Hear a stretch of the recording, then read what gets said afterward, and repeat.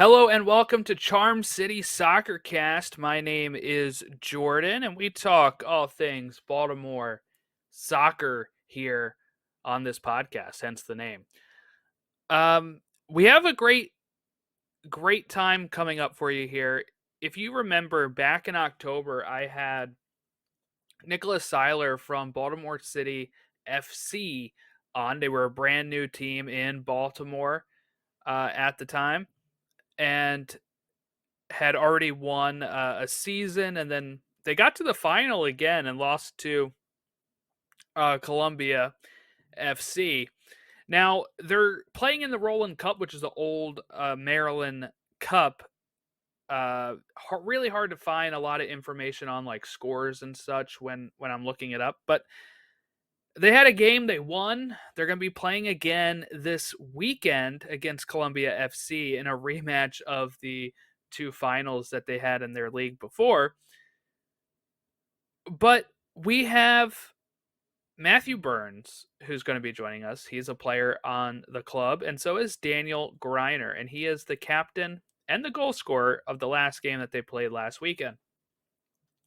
So we have an interview with them that's coming up in just a few moments here. It's going to dive into how they became aware of the club, what an average week is like preparing for a game, talking about the cup match that they just played, and kind of looking ahead to 2024 and to beyond for the club. And yeah, so that's where we're going to go next. So I just want to thank Nick and Matthew and Daniel for coming on to talk with the club, and hopefully we do a lot more content with Baltimore City FC as the season wears on. I know I'm trying to get to a game later this year. But sit back, relax, and enjoy our interview with Matt and Dan.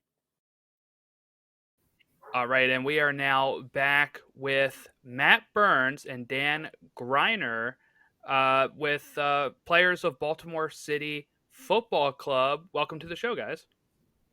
Thanks, Jordan. All right. So, yeah, go ahead. Sorry. So I guess if you guys wanted to share what position you play or what numbers you wear for the club.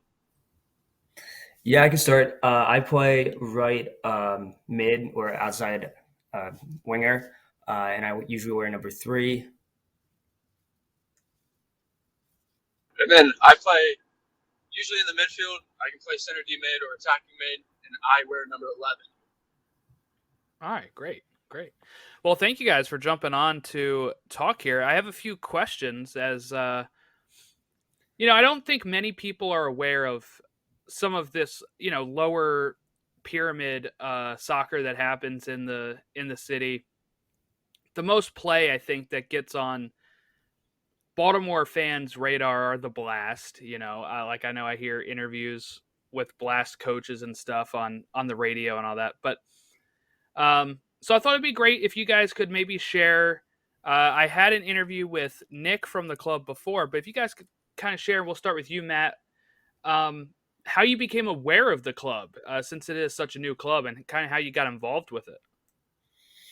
Yeah, I'm actually pretty good friends with Nick, who helped create the club back beginning of last year.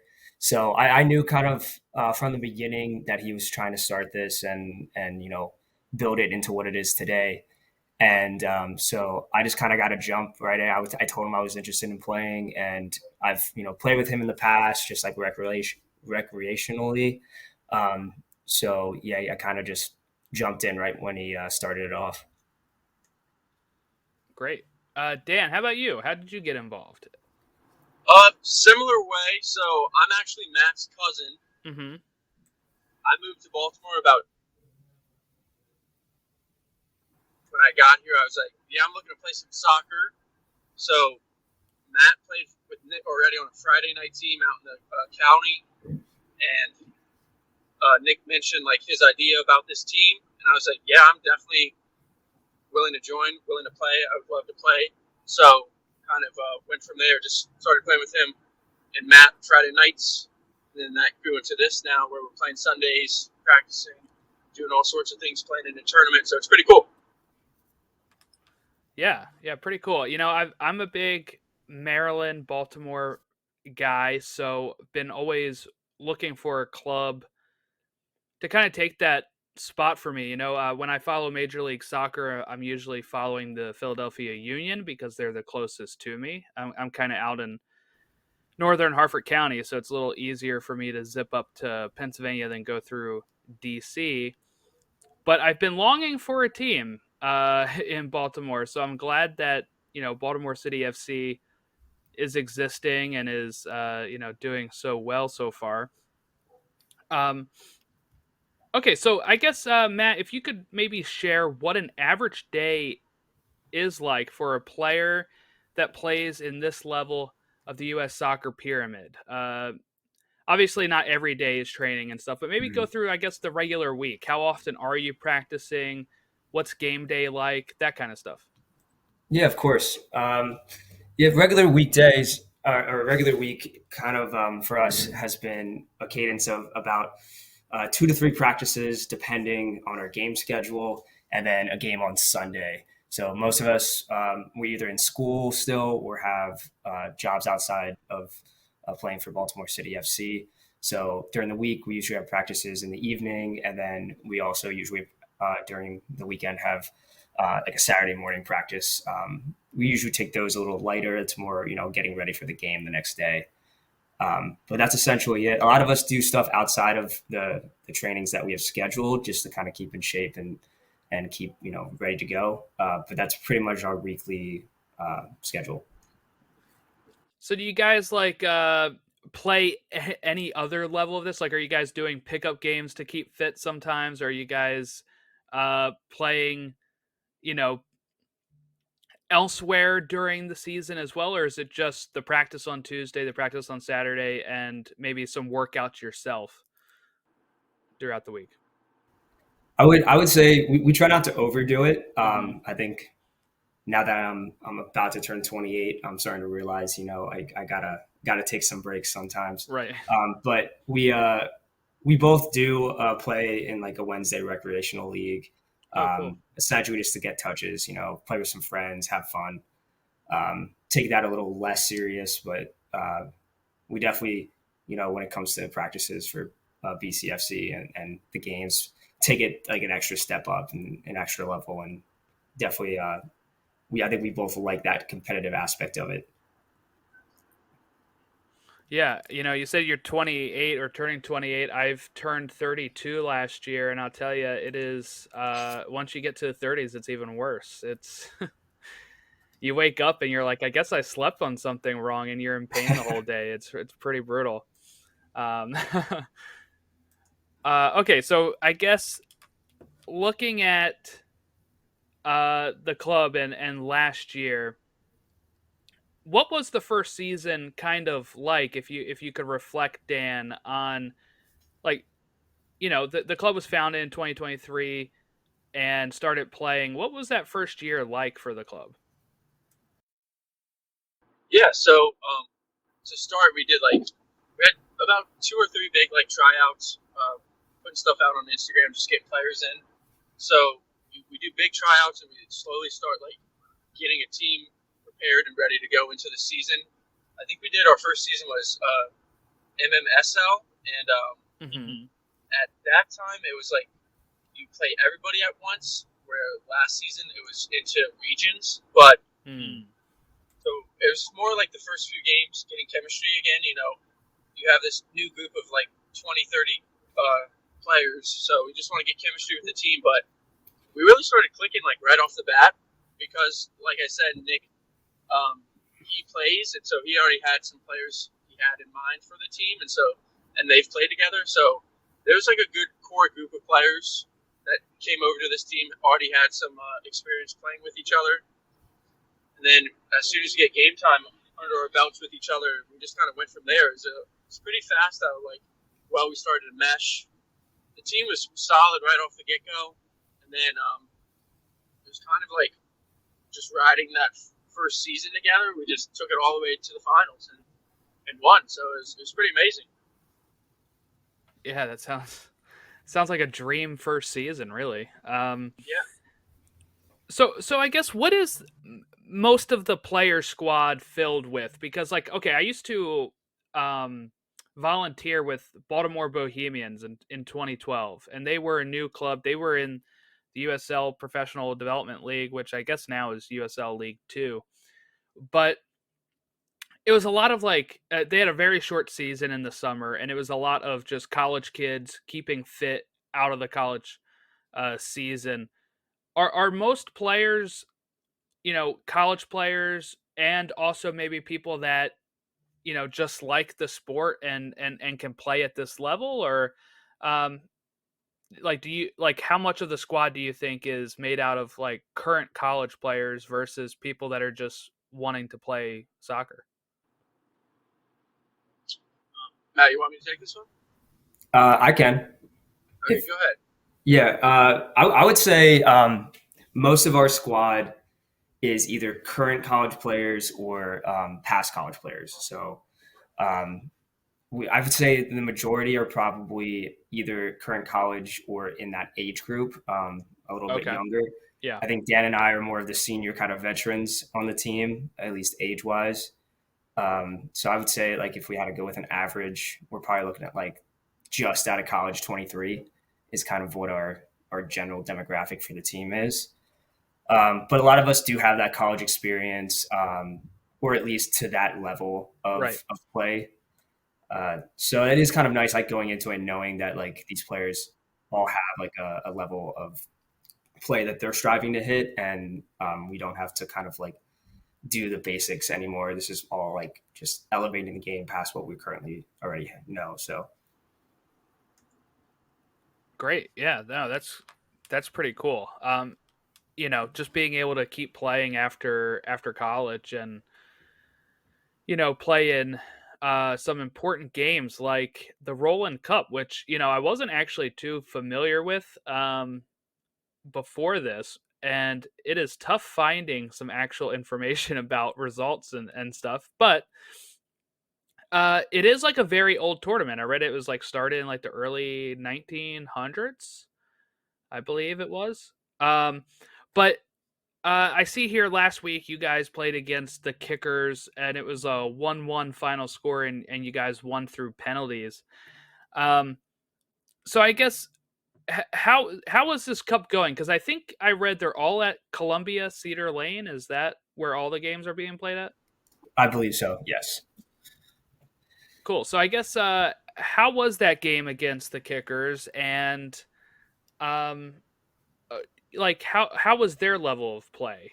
Pretty similar to what you would expect playing in the league, like the Maryland League last year, or were they, any different level of opponents? So they were like, I asked Nick this question kind of like after the game because I had the same kind of idea, like what league do they play in? So they're in the Super League, and it's pretty much like it was like MSL, maybe a little bit better, a little bit quicker. Of course, like the more you go up, I think the Mm-hmm. faster it gets. But it was like pretty even. The new thing with us is like we're doing the winter season now, so we got some new players over the winter, and again, it's just about like adding those pieces into the team because our plans, I think, Matt, next season, what league are we in? Next season, we're going to EPSL. Okay, so yeah, we just tried to add some more talent, so we added more pieces, and now we just got to gel again. But I think it came together. The first half was a little bit like rough; we weren't finishing, but came the second half, we really started to like kind of become a team, kind of pass the ball around, get some options, get some opportunities on goal. But yeah, no, I think pretty even squad for like Super League. I know originally like the MMSL had a ton of players, and then it like kind of split into the Super League and the MMSL. So I think they're, I would say, average. So I guess my question is because I couldn't find information on when the goals scored and stuff. Were you guys down and then came back, or did you guys have the lead and give up a goal? No, we had the lead and then we Okay. gave up a goal. probably in like the last 5 seconds of the game. Oh Um, wow. yeah, it was a heartbreaker, but we ended up winning in PKs. So at the end of the day, we won, and that's kind of what mattered. But I like Does that go Dan does that go extra time or did you go straight to pens? straight to PKs. Oh wow. Yeah, Okay. straight to PKs. Yeah, they had a But game afterwards, so they were time crunched. yeah, Right, since it's all on the same fields. yeah. Dan Yeah, skipped over the fact that he was the one that scored the goal, so I'll give I him the was going hype to that he ask you. deserves there. I was going to ask who scored that goal. It was pretty Yeah. close. That's great. So we have the goal scorer on here. That's even better. Mhm. There we go.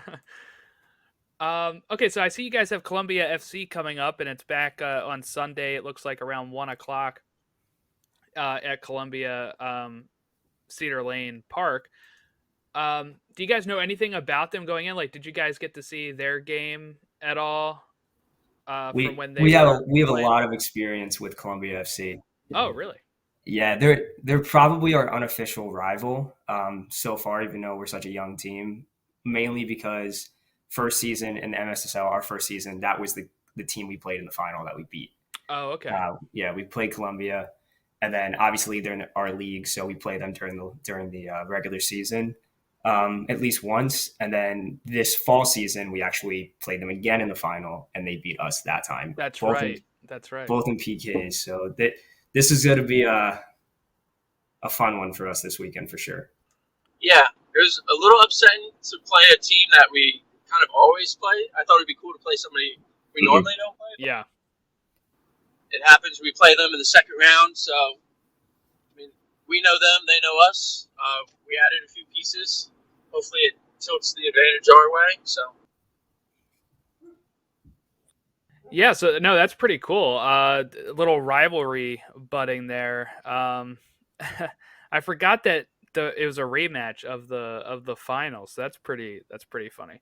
So it sounds like Dan, you're gonna have to score again, maybe preferably more than one this time. yeah, that's our kryptonite against them. We don't score. We're always taking the PKs. So it always finishes like 0-0 on against them. Yeah, most of the time. 0-0, 1-1. I don't know the first game. I think it was 1-1, and then that was the first final, and then the second final it was 0-0.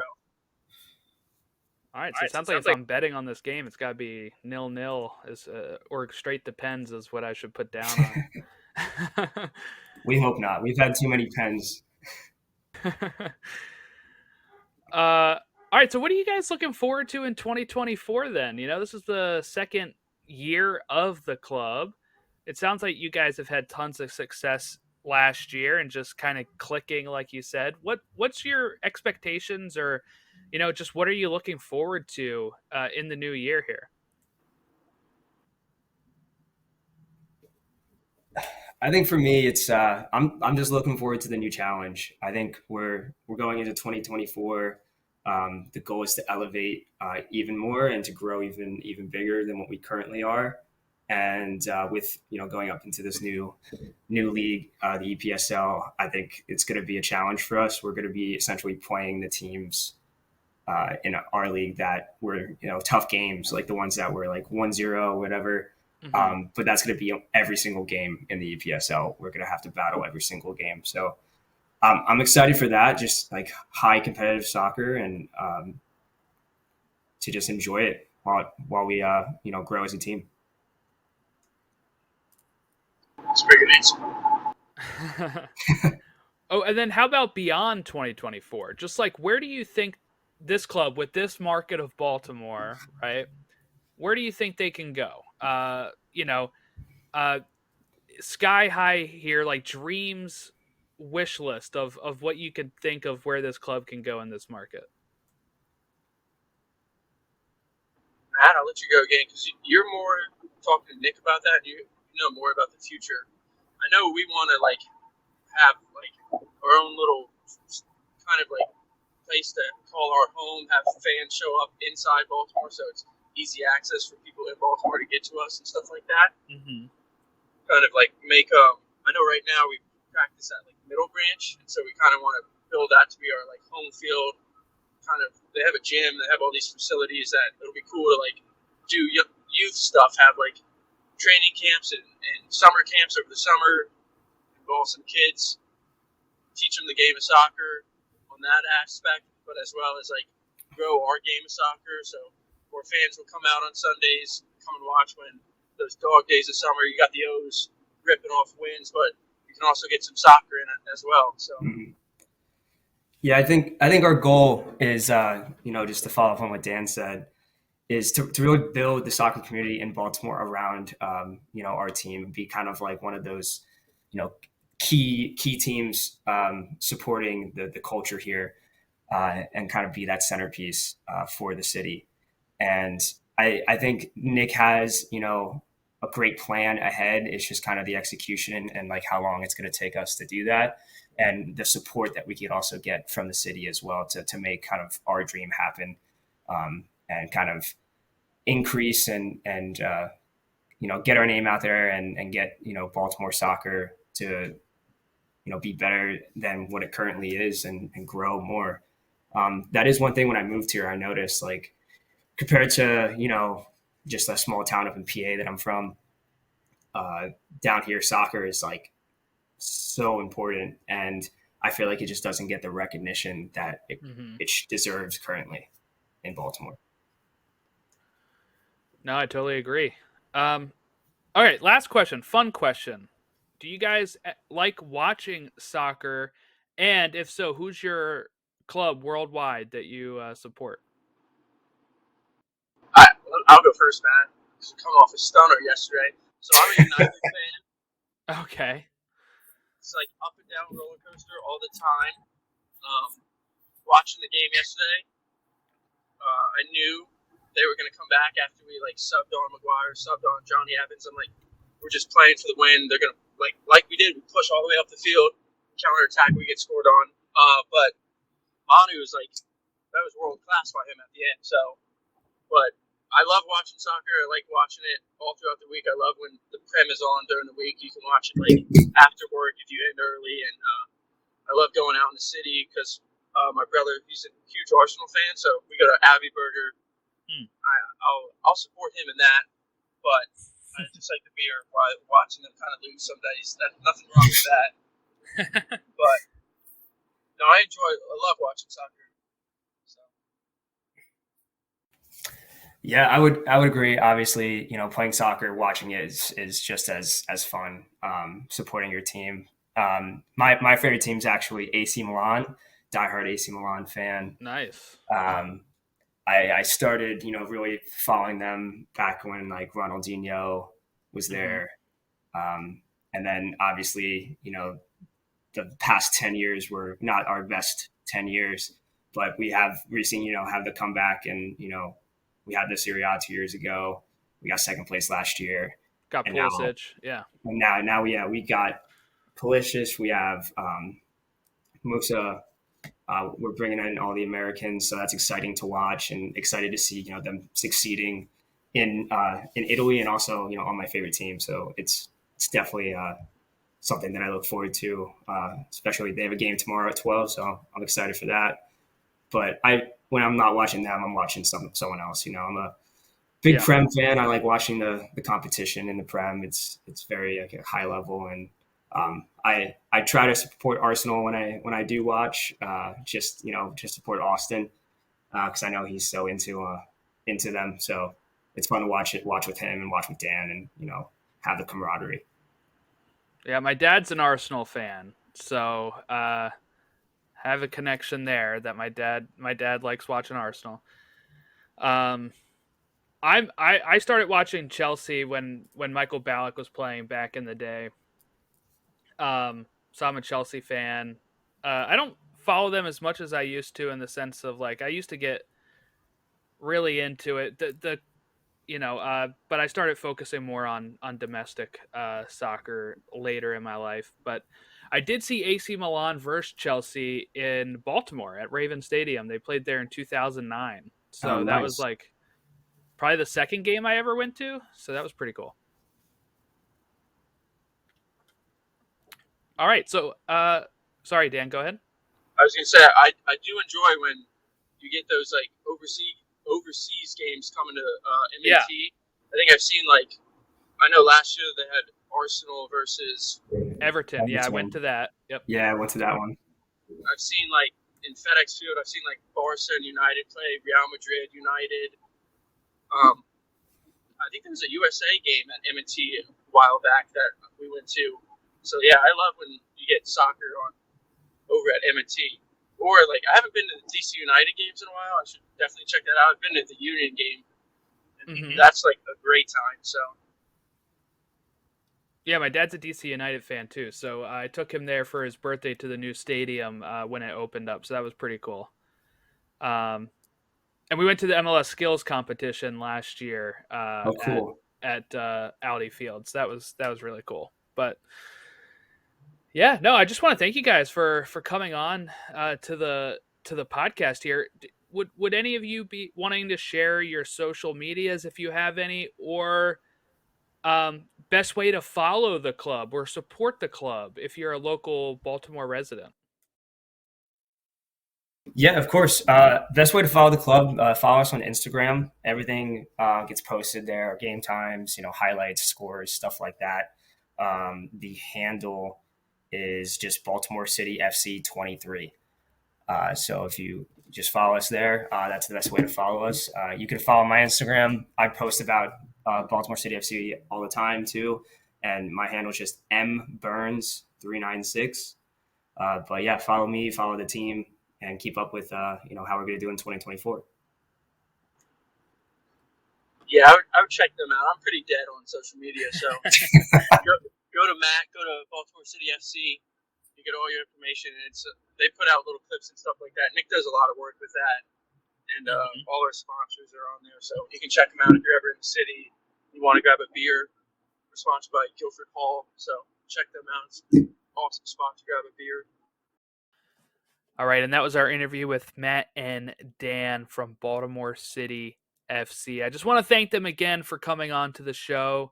Really appreciated their insight on how it is to be a player on this level of the U.S. soccer pyramid. I think it's a lot of fun being able to chat about that. And just kind of throwing that fun question in at the end that I didn't have in my notes. I just kind of winged it there with, if they like watching soccer and who their club is, because I think that can tell you a lot about people, or, kind of make them more relatable. You might be listening and be a Manchester United fan with Dan. You might be a AC Milan fan with Matt, and or you might be a Chelsea fan inside with me.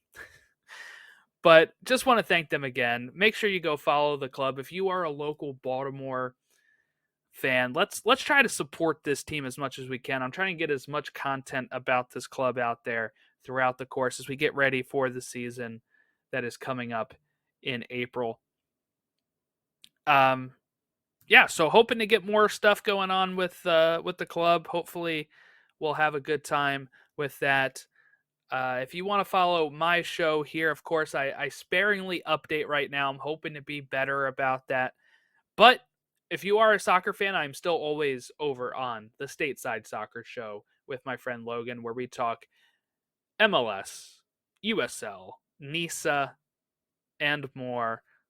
U.S. men's national team, all of that great stuff we chat about on the Stateside Soccer Show. I think I might put this episode up on there too. So if you're listening on the Stateside Soccer Show and you're a local Baltimore fan and you're looking for a club to support, make sure you follow Baltimore City FC and make sure you follow us over on Charm City Soccercast, so that way you can keep up to date with all the going-ons in the league. All right, all of our socials are listed below. Make sure you like and subscribe on the video. Rate and review us on Apple Podcasts and Spotify. That helps more people find us. Have a great rest of your weekend, and we'll catch you next time.